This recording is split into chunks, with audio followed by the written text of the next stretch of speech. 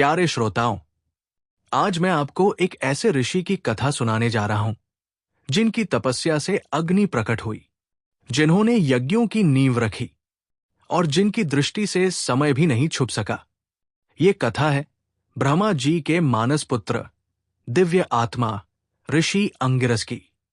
तो चलिए आरंभ करते हैं ये अद्भुत आध्यात्मिक यात्रा। प्राचीन काल में जब सृष्टि की पहली किरणें ब्रह्मांड में फैल रही थी, तब ब्रह्मा जी ने अपने तप से उत्पन्न किए कई मानस पुत्र। उन्हीं में से एक थे ऋषि अंगिरस, एक ऐसा नाम जो वेदों में बार बार गूंजता है, एक ऐसा ऋषि जिनकी तपस्या ने अग्नि को प्रकट किया और जिनका ज्ञान आज भी यज्ञों की लपटों में जीवित है।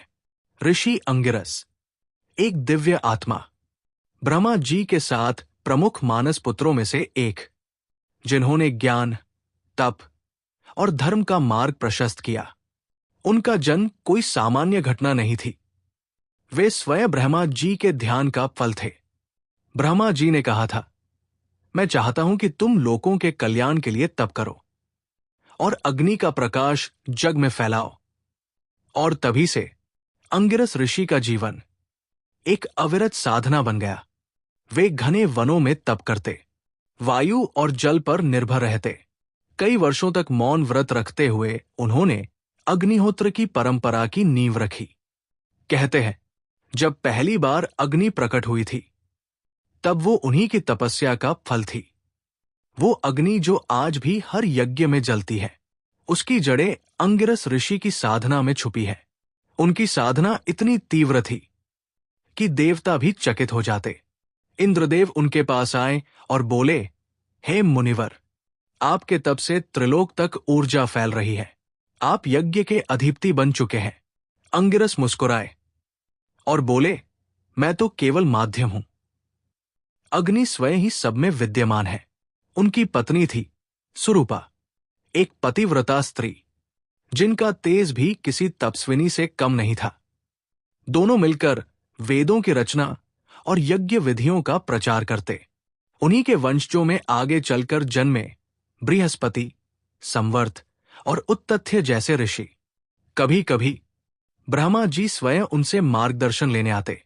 अंगिरस का आश्रम एक विश्वविद्यालय की तरह था, जहां देवता, गंधर्व, मानव और दानव तक ज्ञान लेने आते। एक बार की बात है, दैत्यराज बलि ने यज्ञ भूमि में प्रवेश कर ब्राह्मणों का अपमान किया, उनके मंत्रों को तोड़ा और यज्ञ की अग्नि पर जल डाल दी। सारा वातावरण अशांत हो गया। वेदों की स्वर लहरियां जैसे रुक गई। जब यह समाचार अंगिरस ऋषि को मिला, तो उन्होंने क्रोध प्रकट नहीं किया। अपमान का उत्तर शस्त्र से नहीं, बल्कि अपने तप से देने का निश्चय किया। उन्होंने एकांत वन में प्रवेश किया, कई दिनों तक मौन व्रत रखा, केवल वायु पर जीवित रहे। उन्होंने अग्निहोत्र आरंभ किया और लगातार 21 दिन तक बिना रुके यज्ञ करते रहे।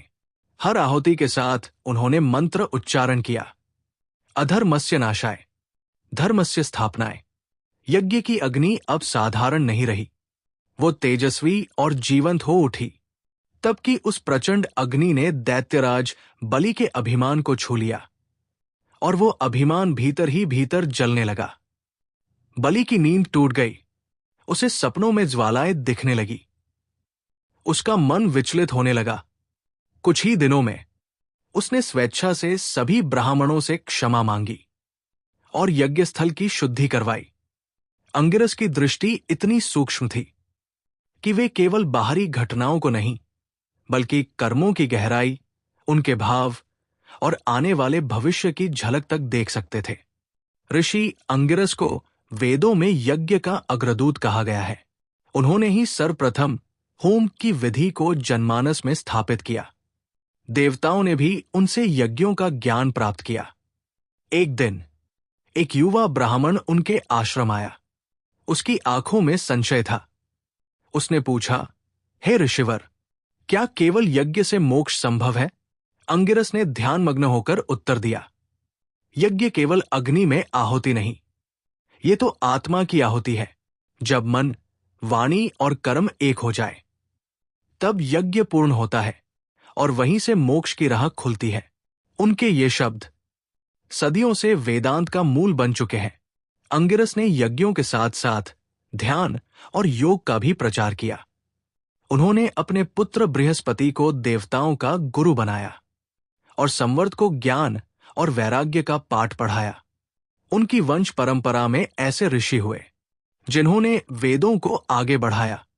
आज भी अंगिरस गोत्र के ब्राह्मण उसी परंपरा का प्रतिनिधित्व करते हैं। कहते हैं, जब ऋषि अंगिरस ने अंतिम बार ध्यान में प्रवेश किया तो उनका शरीर अग्नि में विलीन हो गया और केवल एक तेजपुंज आकाश में फैल गया। वो तेज आज भी वेदों की ऋचाओं में जीवित है, यज्ञों की अग्नि में, संतों की वाणी में और हर आहुति में। ऋषि अंगिरस की कथा केवल एक ऋषि की नहीं, बल्कि उस दिव्यता की है जो तप से, सेवा से और ज्ञान से उत्पन्न होती है। वो हमें सिखाते हैं कि यदि हमारा उद्देश्य लोक कल्याण हो और हमारी साधना सच्ची हो, तो अग्नि भी हमारे साथ चलती है और ईश्वर स्वयं मार्ग प्रशस्त करता है। आज जब हम यज्ञ करते हैं, मंत्रों का उच्चारण करते हैं, तो हर बार कहीं ना कहीं ऋषि अंगिरस की वह दिव्य तपशक्ति हमारे चारों ओर होती है, क्योंकि वे केवल इतिहास नहीं, वो शाश्वत चेतना है जो आज भी हर सत्कर्म में उपस्थित है। ऋषि अंगिरस को बारंबार प्रणाम। अगर आपको ये कहानी पसंद आई हो तो हमारे चैनल को लाइक करें, सब्सक्राइब करें और कमेंट में जय श्री हरि जरूर लिखें। धन्यवाद।